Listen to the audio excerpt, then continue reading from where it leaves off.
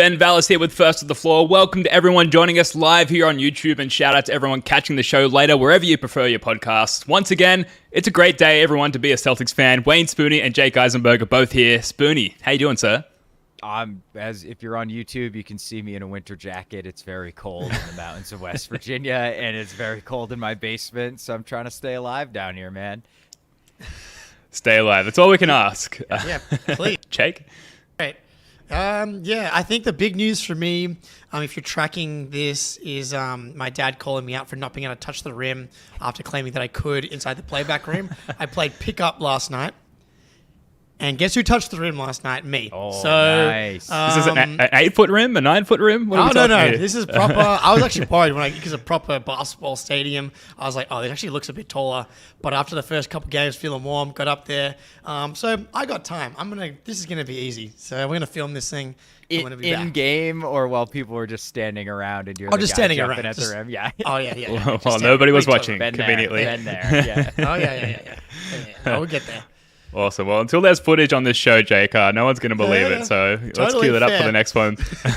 Now, look, we're going to get Wayne Spooney's thoughts on the Raptors game. Jake and I gave our immediate reactions on last night's Celtics late night show. But before we go there, please hit that like button. If you're watching over on CLNS, hop over here to the First of the Floor YouTube channel and subscribe. If you're watching on First of the Floor, head over to CLNS and give them a sub. The outcome for you is just more Celtics content in your life. And for us, it helps us get the show in front of more eyeballs, helps us attract high-profile guests.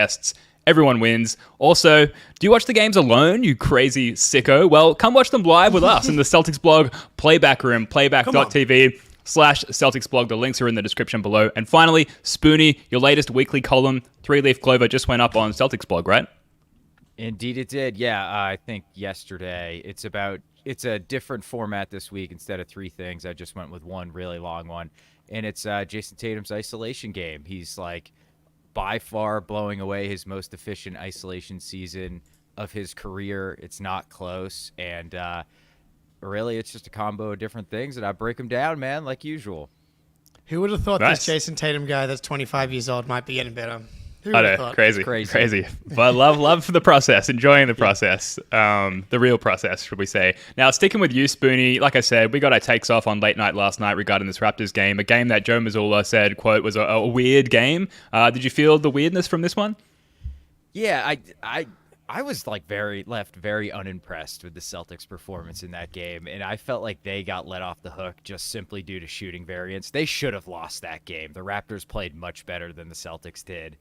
And it just felt like the C's didn't want to match the Raptors' physicality and how hard they were playing. And they did in spurts. They're like, all right, man, we got to push this team around for 5 minutes and get the lead back up to 10. All right. Well, at the end of the third quarter when Tatum was like, I'm just so much better than all of you, and I'm going to prove it here for 5 minutes and get us a 10-point lead. But otherwise, man, defensively, I don't have too many. I didn't think it was too bad. I thought there were some actually fantastic defensive possessions, but also your defense can look pretty good when the other team shoots 18% from three. Yeah. And there are a lot of wide open ones. I mean, Siakam missed a few wide open ones. I think Schroeder did too, but you're okay with him taking those threes. So I don't have a ton of long-term takeaways from that game other than they just didn't seem up for it to me, really. But it just goes to how friggin' good this team is that they can kind of sleepwalk against a pretty solid Raptors team that's been playing decent since IQ and RJ came there. And kind of took a good RJ game. He was balling out, man, going to the rim relentlessly, and it's just double-digit win, no big deal. Mm-hmm. Well, speaking of the Raptors very quickly, and then Jake will swing back to you, but this is from Shams, not long before we went live here, developing the Raptors and Pacers are in active trade talks on a trade centered around Pascal Siakam for a package that includes multiple first-round picks. 3 is what Shams is saying. So immediately the reaction is okay, great news. The Sixers aren't involved. The Heat aren't involved. Jake, do you want to touch on this quickly before we circle back to the Raptors game? Yeah, this is great news. For him to go to anyone important would be bad for us. The Sixers in particular, I think Siakam would be a great. I just think he's a really good player, an underrated player, and a terrible fit on the Raptors. The Raptors have just not had a good roster, basically since the title. And him being on the Sixers, the Heat, I don't think anyone can save the Warriors at this point. Even someone like Siakam, I don't know how the Warriors lost to like maybe one of the worst like starting fives that we've seen in the NBA last year. So that may have just taken them off the board in this scenario. And so him going to the Pacers, I think it's a good result for the Celtics. And, I think the Pacers could, give some trouble to someone like Milwaukee if this does happen.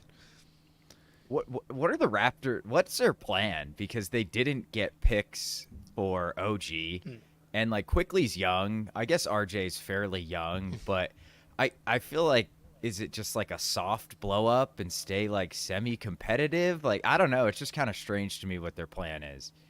Yeah, I think it's just built around Scotty Barnes. They really needed a point guard in Quickly, and so it's Quickly and Scotty Barnes. I don't think RJ Barrett you can even put into a core thing. Like, he's a fine player. Yeah.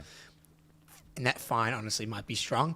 But this would hopefully be the picks package, and then the plan is just Scotty Barnes quickly and just kind of slowly build. Masai Ujiri absolutely screwed this up. He should have traded OG and Siakam last year and gotten a monster haul. He could have got way more for. Yeah. Fred VanVleet left for nothing as well. Yeah, I was going to say, yeah. Yeah, it did. Terrible.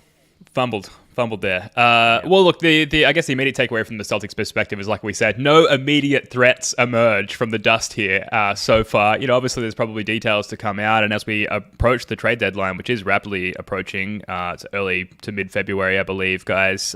So far, the Sixers and the Heat have been quiet. I think we can expect them to make some moves, but that will be further discussed in a subsequent podcast.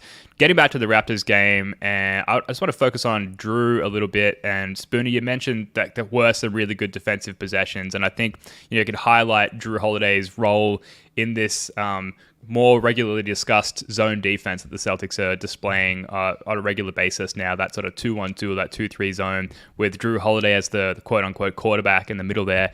And, we'd been tracking Drew more closely than some other players, I guess along the lines of Porzingis as well, as far as like what their integration and the progress of that looks like as the season moves on. And Joe had this to say after the game last night. Everybody forgets when Derek first got here, the adjustment that it took for him, and Drew's in that category now, and he's just learning how to affect the game differently, and you can see him getting more comfortable on both ends of the floor.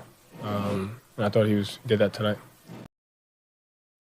So, Jake, like, where do you see Drew, I guess, featuring most heavily? Where do you see this occurring the most as far as like his improving fit within the team? Is it that zone defense that we discussed, or is it elsewhere, or is it a number of things? That's probably the biggest one. I'm not sure I'm seeing offensively him doing anything that different, kind of. Like, to me, he just kind of is on his own time, it feels like, a lot of the time.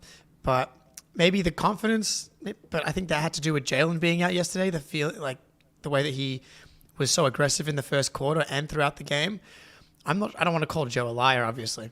But I absolutely agree with the premise that these things do take time. There's a reason why these like big deadline moves for stars, those teams rarely win the title that year. There's a reason why Derek White's gotten more and more comfortable in year 2 and year 3. It's why when teams put together these super teams, they rarely win in year 1. Like, all of these things are just been proven out in NBA history. The Miami Heat losing to the Mavericks. The 2008 Celtics are like a big outlier as far as pulling together a team that the main guys have never played together, and then them winning it all in the first season. They're like one of the biggest outliers. And so, yeah, it makes sense that Drew would take some time to get more comfortable. But I'm not sure I'm seeing a massive difference with how he's approaching the game offensively. He looked very comfortable last night offensively, and everybody else was uncomfortable. Yeah. Like, defensively, he's been, I think, as advertised, although there's been a few games where I felt like he's kind of got owned and cracked off the dribble a lot. SGA. Yeah, that was ugly.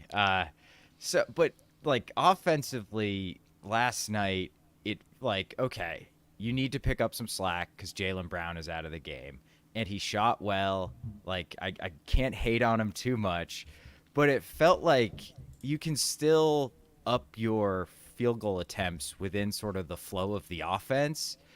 And a lot of that was not within the flow of the offense, man. No. Like, yeah, he went 4 for 6 from 3, but I think one of them was a catch and shoot from the corner where, in his defense, he's been absolutely money. He's been awesome from the corners. Like, if he could just bring himself to be a pure spot-up guy with the starters and, like, just attack closeouts, and he's shooting, like, 60% from the corners. It's, like, some bananas number like that. So he's obviously got value offensively, even if he's still in this kind of wonky zone.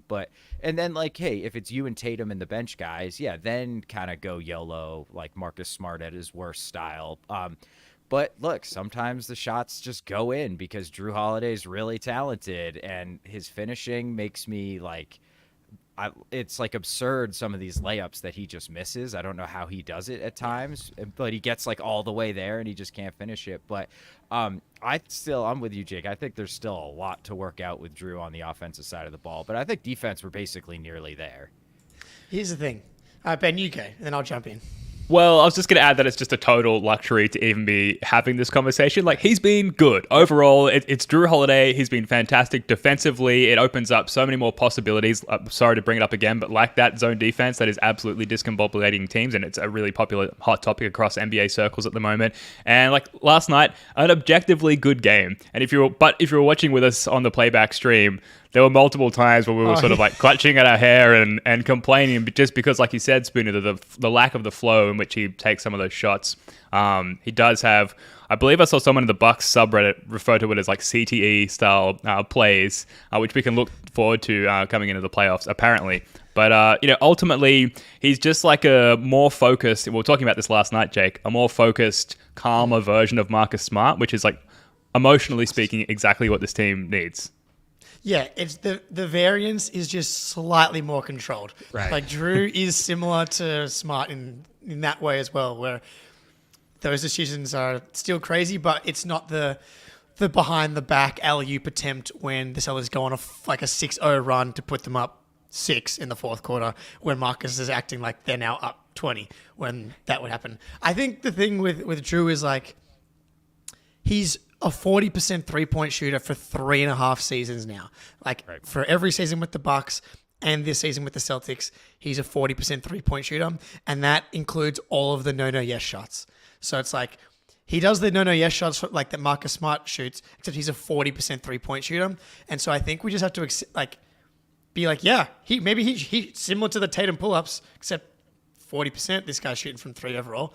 It's just like, yep, he should shoot lots of threes because he shoots 40% from 3, even if they're outside the flow of the offense because they go in.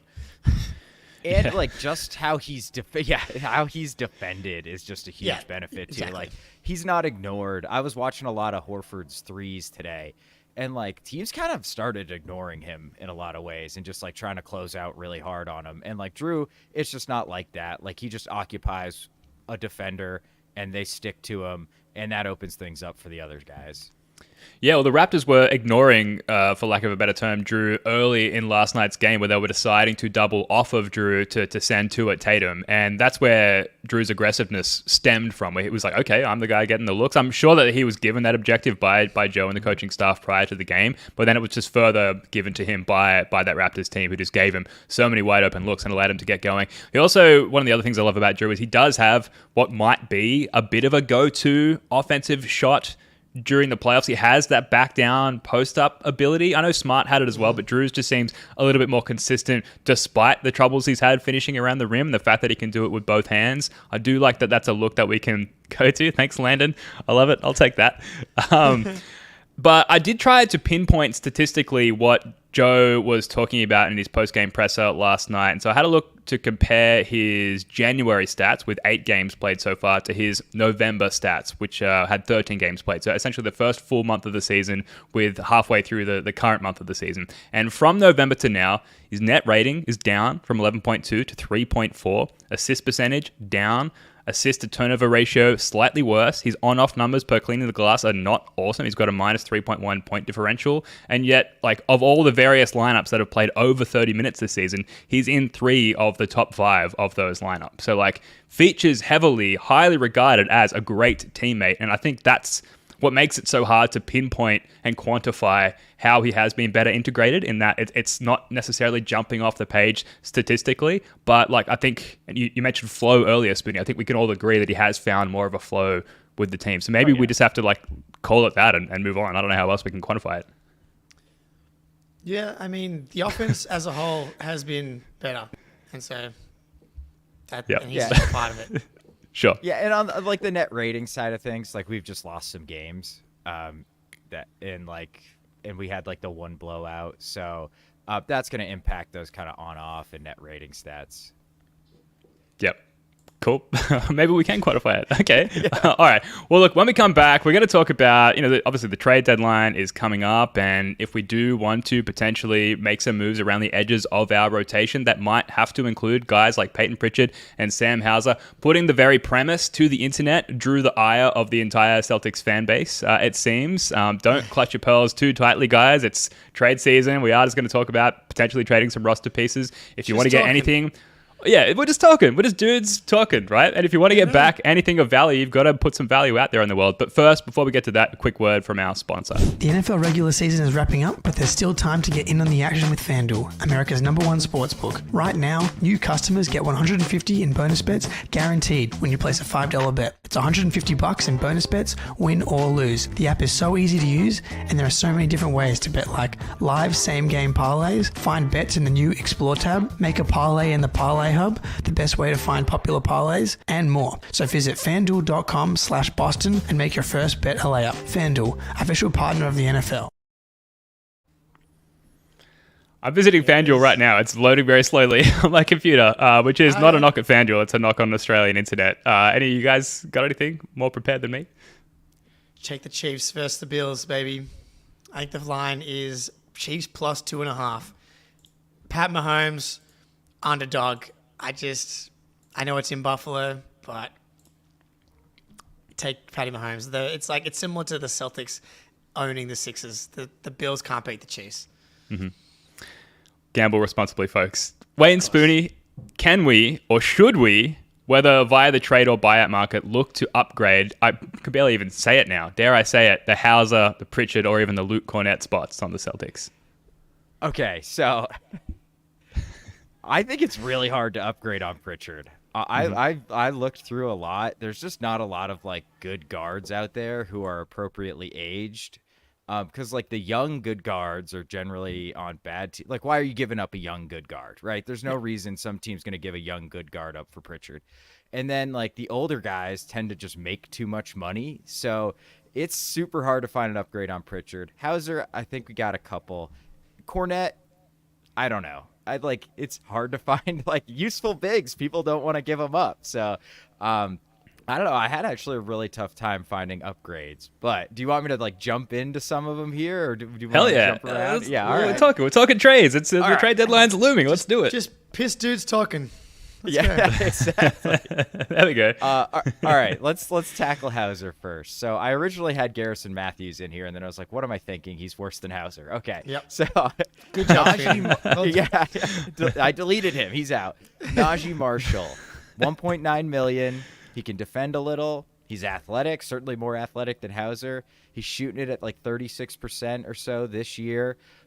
He plays or actually 38%. I'm sorry. He's like playing about 20 minutes a night for New Orleans, but they're super deep on the wings. I'm not sure. Like maybe they just want to go straight shooting at that spot, swap him for Hauser.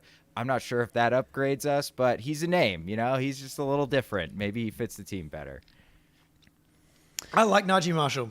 When I watch him play, I'm like, that guy's pretty good. The thing is, I think in the playoffs, he's not going to get guarded from three.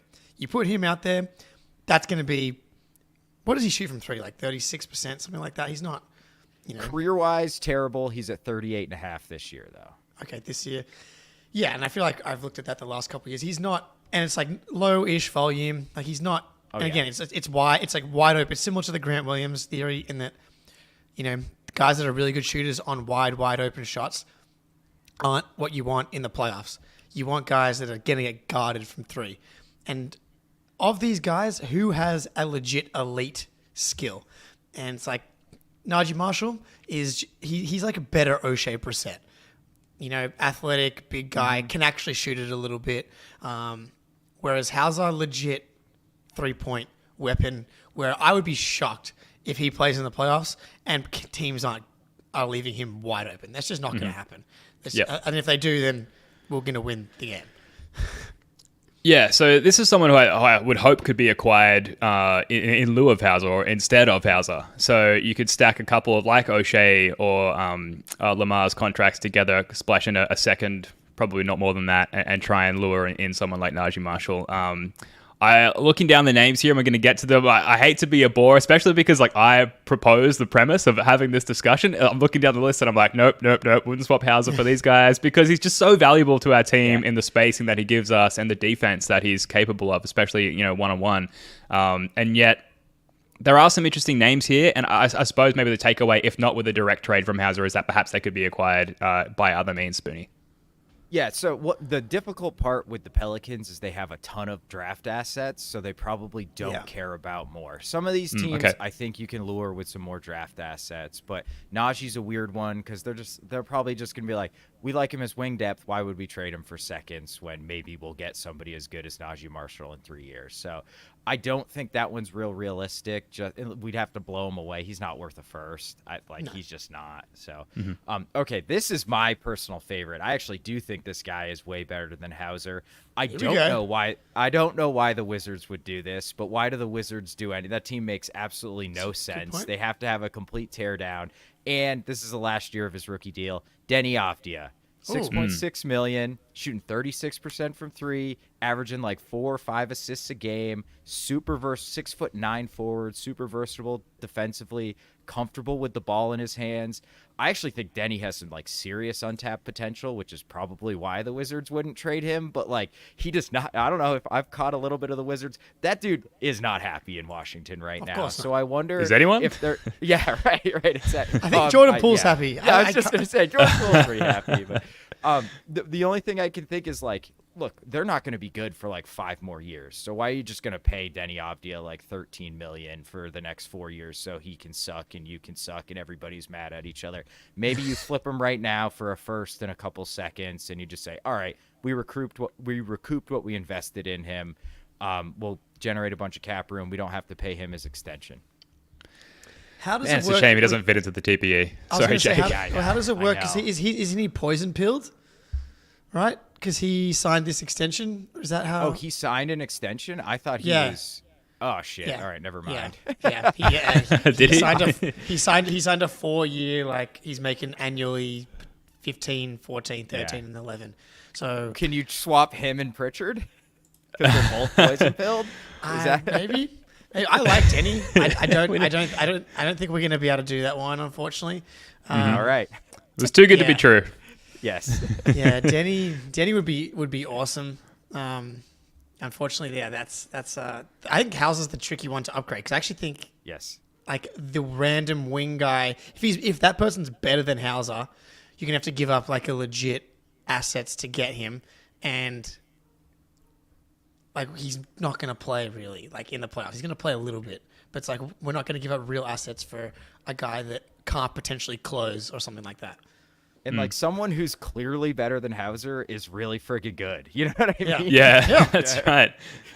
Hauser's underpaid, which makes swapping him for someone of better or equal value really difficult. That said, there is one more spicy name here. Spoonie, what do you got for us? I know we've talked about this one. Jayshawn Tate, $6.5 million. Dude. He's the most opposite of Hauser possible. Yes. He does everything else other than shoot.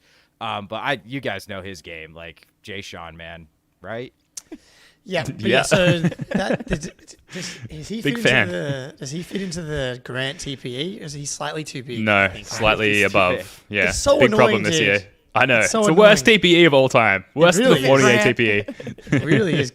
Again, Grant just being slightly. It's like his arm length and his height, just slightly too short and too short arms. The TPA is just slightly too small. But yeah, Jayshawn Tate would be to me an upgrade on O'Shea. But again, not better than Hauser, and so you're not giving up Hauser in this deal. I don't think.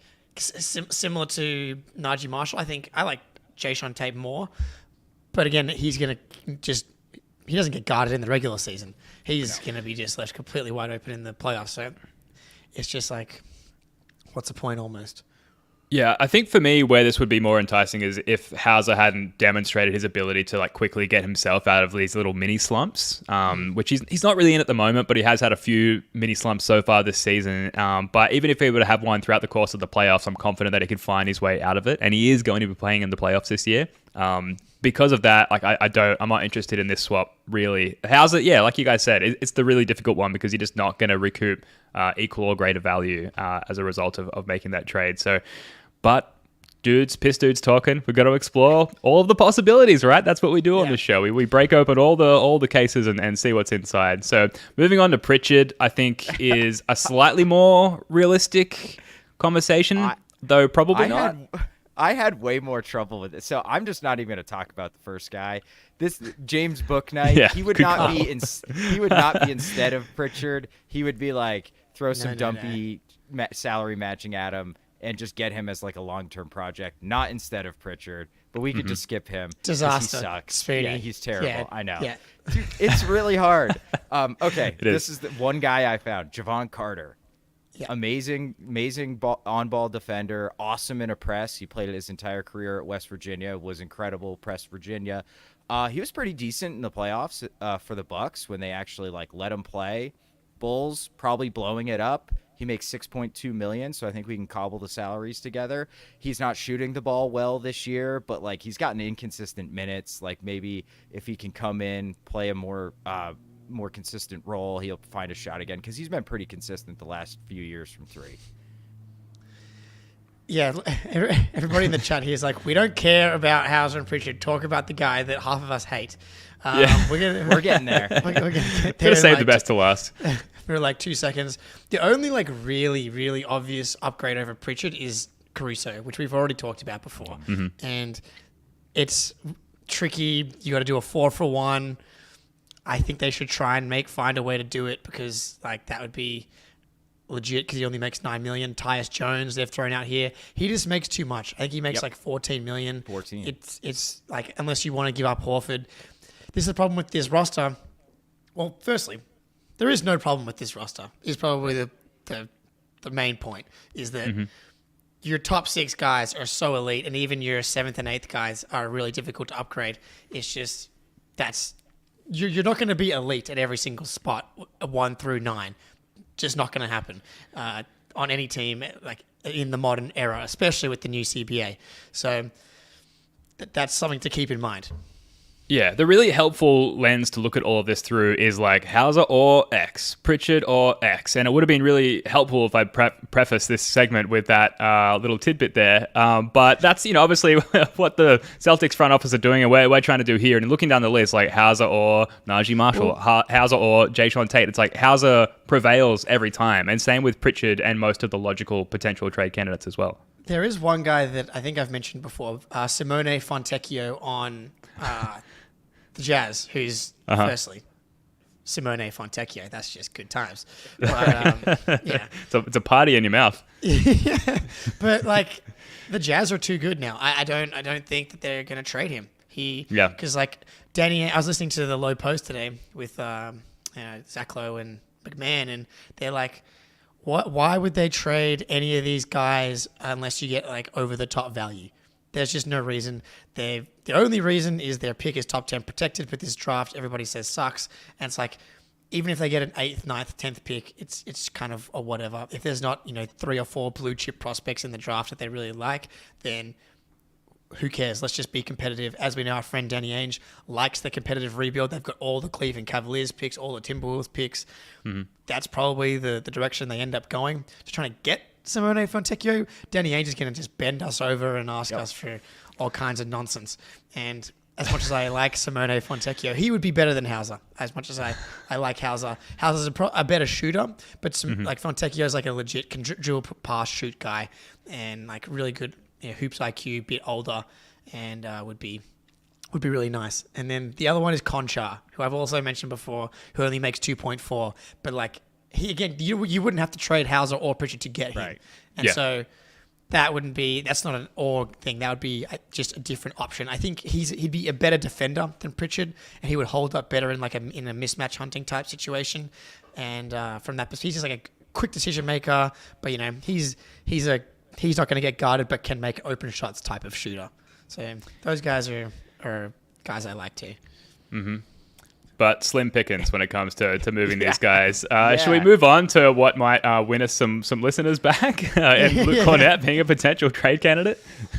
Yeah. Okay. Yeah. All right. This guy, let me tell you, was basically a bust. Has kind of like played his way into being okay. Nick Richards on Charlotte. They don't need him. They got Mark Williams. He's super young. He's got one more year left at $5 million on his rookie deal, I believe. He's got his defensive rebounder percentage would easily lead the team at almost 22%. The highest on the team is Tatum at 19. His net rating is minus 14.2, so that's not great. But Charlotte stinks, so they're doing him no favors. He's very shaky defensively, and he's very limited offensively.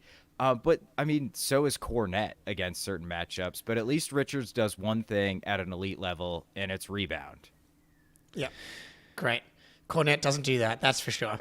Firstly, I just want to say, for people that hate Cornette that are listening right now, that are in the chat, put in who you think would be a better yes. third big than Cornette, and we can tell you if it's realistic to get him, or if you're wrong, or if you're right. But that's part of this equation as well. Is it like, cool, Nick Richards, great. I don't like the Tice would be the dream because he's been bought out, and like now they have Mason Plumlee back. Do they think that Tice is expendable? Can you somehow get, in some kind of three-way deal or something to get Tice off of the Clippers? I don't think they're going to do that. Zubac just announced that he's going to be reevaluated in 4 weeks, I think, for a calf strain. Well, that's now completely out the window. Ooh. Great call, Aussie Field. Yes. I almost put Jock in, but I thought he's not playing. Would have him. Yeah, Ooh. he's not. $8 million. He makes $8 million. Oh, Christ. Oh, God. Yeah, it's hard. What man. the hell, Houston? It's so much. Yeah, I'm very happy for the Aussie earning that much money. Good for him. But mate, that's too much. We can't afford you now. And if I'm not mistaken, it's like a 4-year deal too. So like, they're not going to buy him out of it's a 3 years, $8 million with a team option at the end. So it's like, he's not getting, bought on that $30+ million deal. Boucher makes too much. He makes like in the 12 to 14 range. Godzilla. Blake Griffin is free.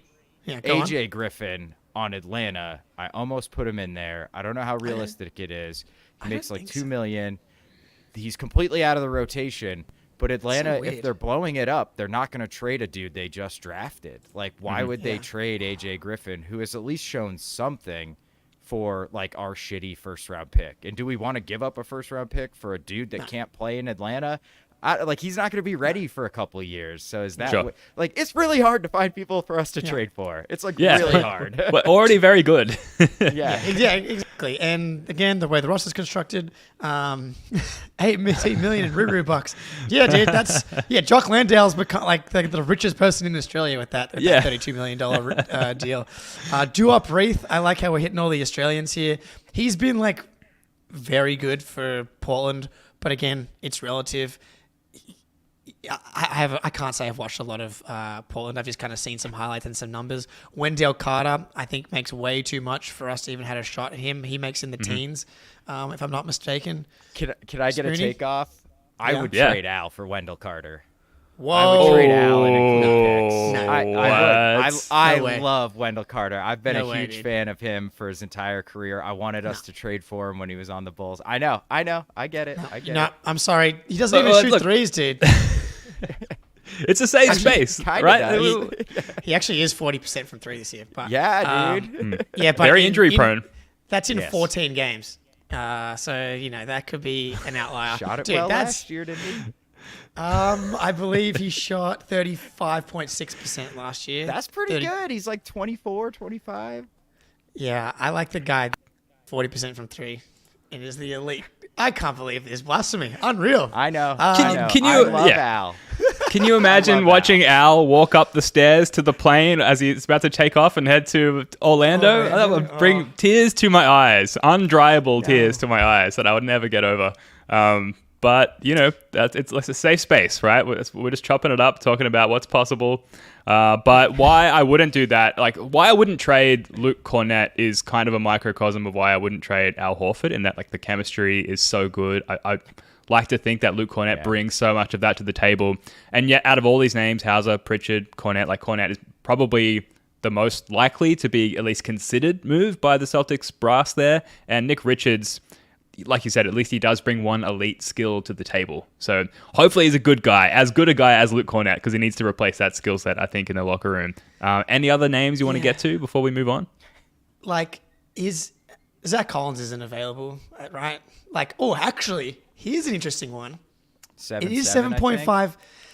Here's the thing with it is, yes. So Kevon Looney, 7.5 million. It would be tricky to get there, but the Warriors just lost, as I said, to what was his name? Gigi Jackson. Jackson, yeah. The second. Gigi Jackson and Vince Williams Jr. and the whole Warriors team was healthy. Like, they have hit like the rockiest of bottoms. They are below the bar. It does not get worse than this. They also cost me money yesterday by losing that game, which is blowing my mind talking about it still. They were potentially talked about as buyers to salvage this thing. Looney's definitely available, but I don't know. Like, would the Warriors be looking for like second round picks for Looney? It feels like he probably has a lot more value to them, but that's someone that makes sense. Dwight Powell. Everybody kind of hates him on what team is he for the Mavs? Dallas. Dallas. Yeah. So I don't think that that makes sense. And then it's like it's just all the old guys. We haven't talked about Drummond yet, but like I almost want us to trade for Drummond because everybody's been talking about Drummond for years. If you were someone that wanted us to trade for Drummond when he was making $20 million, man. Yeah, finish that thought. Not a lot of respect for you on that one. There we go. That's for sure. But Drummond on $3.4 million, he can rebound out of his mind. I wouldn't trade Cornett for him. I would trade one of the other bench guys' fee plus a second for Drummond, because as much as people seem to hate Cornett, he's just in the right places. He doesn't do dumb shit, which is very important.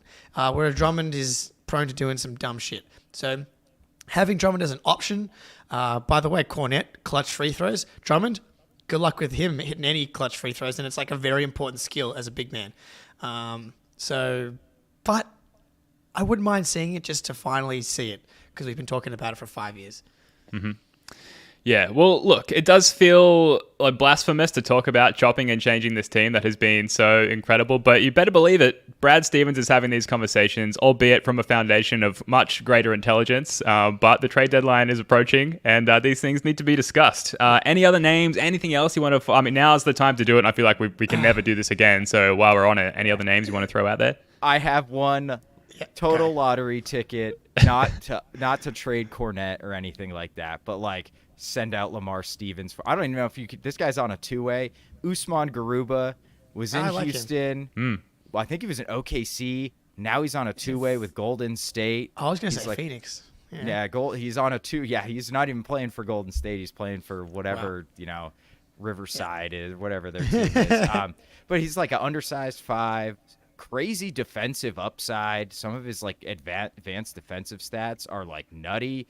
0 offensive game. Still super young. He's gotten in like the worst development teams possible, where he's just had like a million other young guys in front of him that they prioritize their development over. Get him in, put him on the Hauser, the Walshy plan, have him play up in Maine, and see if there's something there. He should cost literally nothing. So just a pure lottery ticket home run guy. It is interesting to think about not making moves that aren't for this season, but it's probably something that Brad is also thinking about. It's like, can I get some kind of guy that a few teams have given up on that I like, that, Hauser's got one more year on this $1.9 million deal. After this, pretty good chance that he's gone after that. It's like, do we start? Obviously, Garuba's not going to replace Hauser at all. But like Trey Mann, guys like that are just like on teams that people kind of like, and you plug into the pipeline. But you to go with Walshy. But her comment here from Daniel: do you think we bring up Walshy or JD if the C's don't make moves? I freaking wish we'd bring up Walshy more than anything in this world. But he's been brought up. He's back. He's playing in the Spurs game. No, he's active for the Spurs game. Yeah, absolutely. Yeah, come on. I believe I've got the photo of him on the team plane. Yeah. Yep, here we go. There we go. There's Walshy and the crew coming back from Toronto. Oh, damn it. You can't be. I thought he was in the middle for a second. That's Lamar. He's on the left. Damn it. But he has been brought up. He is going to be playing against the Spurs. Hopefully. He's going to be on the bench at least. So on the bench. Oh. I'm going to send a very strongly worded letter to Brad Stevens and Joe Mazzulla if he doesn't play tomorrow. Surely. Yeah. Firstly, it's up to the boys, the starters, to blow them out and get like a good full fourth quarter of garbage time. I think that's probably the most important thing here. Oh my God. Give me 6 minutes of Walshy. I would just be... Fuck it. Give me 12, man. Give me a whole 12. fourth quarter. Yeah. Trying to get 5 seconds, let alone bloody 6 minutes here. Come on, let's go. Just quickly, I want to start wrapping up as well because I want to catch the fourth quarter of this Nuggets-Sixers game. Yeah. But what do you guys think of, along those same lines of this comment here by Best Lex Luthor, like how do you personally value next year's first-round pick? And given our short-term goals, trying to win a title this year, would you like use it to overpay for an asset? What do you think? Yes. If there's a move that actually helps you this year, or helps you down the line that you're very confident in, you absolutely move this pick because who cares? And they also have like 3 or 4 second round picks that are like 5 to 10 picks after that one. So it almost doesn't matter at all. So yeah, they've actually got some sneaky little assets. Yeah, the fuck them picks mentality, Spoonie. Yeah. I'm all for it. And also, it just seems like Brad's gonna try and develop long-term talent with seconds and just like have a bunch of them and try to get lucky once or twice with like the Hauser types. And I'm totally cool with that. Like the 37th pick is really no different talent-wise from the 30th, and they're not on guaranteed money. So totally fine. Trade that thing, get an upgrade. Cool with me. Well, look, buyout candidates is what we'll wrap up on. And folks in the chat, let us know your ideal buyout candidates from the Celtics perspective. Obviously, Celtics podcast. If you're watching later, let us know in the comments. On Spotify, you can comment now as well. So we've been checking those. I'm going to rattle down some names here and some very, very high-level, surface-level stats. Stop me if I hit a name that piques your interest. So Chetty Osman, he's 6'7". Ding, ding, ding. I love Chetty. Come on. 37% from 3. 2 assists per game on really limited touches and minutes. So he can move the ball around a little bit. He's got some hoops IQ about him. What makes you love him so much, Jake? I think he can do everything. Okay, hang on. Let me just slow down a little bit there. Michael Jordan reincarnate. Yeah, he can do everything. He on offense, he's a dribble, pass, shoot guy. Like legit range, quick trigger, can drive closeouts. He's just been a solid NBA rotation guy for a long time, and I think he would just bring he'd just be such a monster upgrade over everybody after Hauser. I think he might even be better than Hauser. But yeah, I'd be drooling, salivating at that one. I love Chetty. I would absolutely. He would be probably my ideal buyout guy. Wing depth. He's legit like 6'8", 6'9". So he would be probably top of my list. Mm-hmm. Yeah, same here. Hence, he is literally the top of our list here. 6'7". Moving on. Yeah. Kelly 6'7", Olynyk. as you have in the run sheet. Yeah, my bad. That's right. Yeah. Dimensions-wise, he checks out. Kelly Olynyk is shooting 43% from 3 this year, 55% from the field overall, 67% true shooting, 4.5 assists per game. He has a defensive box plus-minus of 1.8, so above average defensively there. First of the floor, got more platforms now than a 70s disco dance floor. Thank you. So Kelly Olynyk, the issue there is he's so pressed up against that MLE figure. He makes slightly less than it. That first of all, he's probably unlikely to be bought out. He's likely, if you think about the person at the helm there, Danny Ainge, likely to be shipped off for value elsewhere. So, Kelly Olynyk is close to our hearts. He had the game of his life, as the commentator put it in that Game 7 against the Wizards there, but probably an unlikely acquisition for the Celtics. But, he's been popping up in all the articles, so he's got to pop up on the show as well. Yeah, but I think that part of the reason he's popping up is because he fits into the buyout category for contenders that are over the second apron, and so can only sign guys under the MLE, as opposed to actually being real smart. I'm sure Danny Ainge will definitely trade him for something, but I'd be shocked if he gets bought out. I think he's just going to end up either getting traded or staying with Utah. Yeah, agreed. I mean, he'd be a fantastic fit as can kind of be your poor man's Porzingis when KP misses games and maybe sneak into a few playoff minutes here and there. I don't know, but Game 7. Yeah, I think he's got real trade value. So I don't think he's getting bought out, but if he does, I'd be all over it. What about Alec Burks? He is Tatum's good mate, I believe. He's shooting 40% from 3 this year, 6'6", dimensions-wise, also pretty solid. The reason I'm listing the heights here is the one with size. deficiency. Yeah, well, the one deficiency with Pritchard obviously is that he's a little too small, right? And he's going to get cooked defensively in the playoffs. You bring in Alec Burks, not known for his defense, but he can shoot a lick and might be available on the buyout market. And we've talked about the fear of detracting from the chemistry. If you bring in a guy that's good mates with Jason Tatum, perhaps you're even adding to it at that point. This would be so good, so good. Do you know is this his last year on his contract, right? So I think so. 10 million. Damn, that would be a great buyout. Below 39% from 3 in 4 or 5 years. He's a legit shooter on proper volume. Has a bit of athleticism to him. He would be fantastic. I would love him.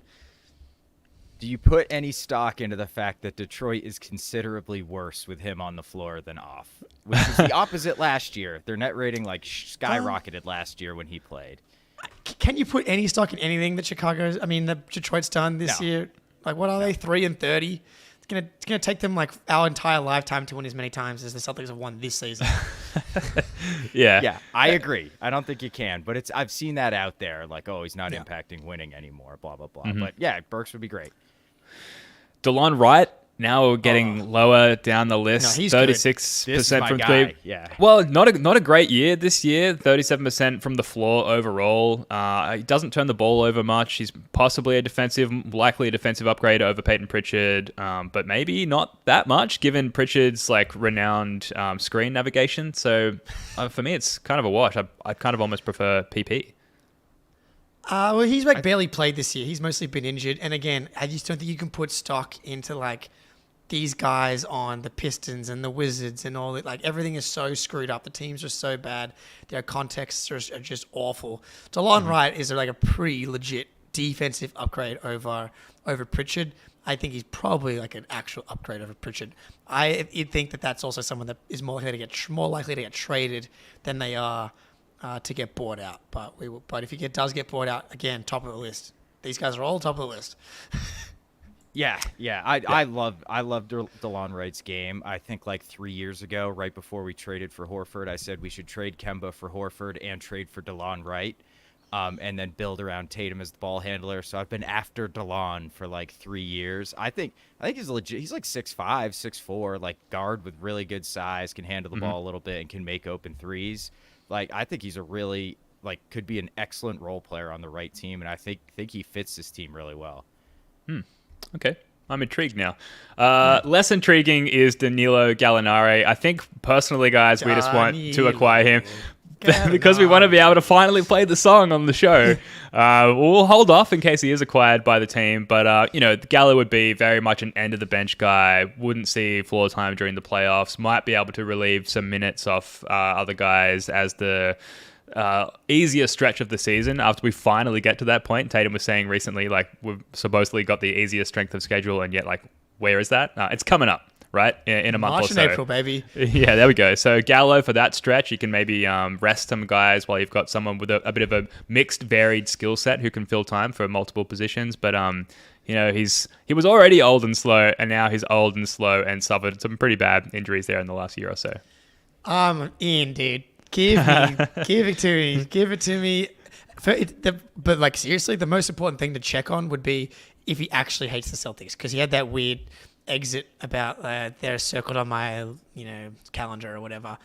He was going to be crawled. He crawled so Porzingis could fly. The Porzingis fit is the vision that Brad had for Gallinari, but the all-star version. Crazy. It is the stretch a stretch big that can also post up mismatches and gets to the line. Offensively, same archetype, kinda, and then defensively not the same galaxy universe at all. But if he's all happy to be dressing up in suits and smile and be beautiful, then come on down. His suit game like was a good untouched. Yeah, his suit game was untouched last year. I have zero interest in Gallo. I'd rather just same. take a flyer. I'd rather take a flyer on a young guy who maybe pops. Like, I don't know. I just like he's never gonna play in the playoffs, dude. He's gonna get like his big walking butt out there. He's gonna get switched. He's gonna get switched on to Halliburton in the playoffs, and after Porzingis is missing game 2 because Neesmith gouged him in the eye again, and we're gonna get his bump, and he's gonna do this wonky little leg, and he's going on a 6-0 run, and we're gonna be like, Gallo, baby. This last name, look, not a buyout candidate, but someone who is out there, someone who is available, someone who we love dearly on the show. From White, now he gives to White.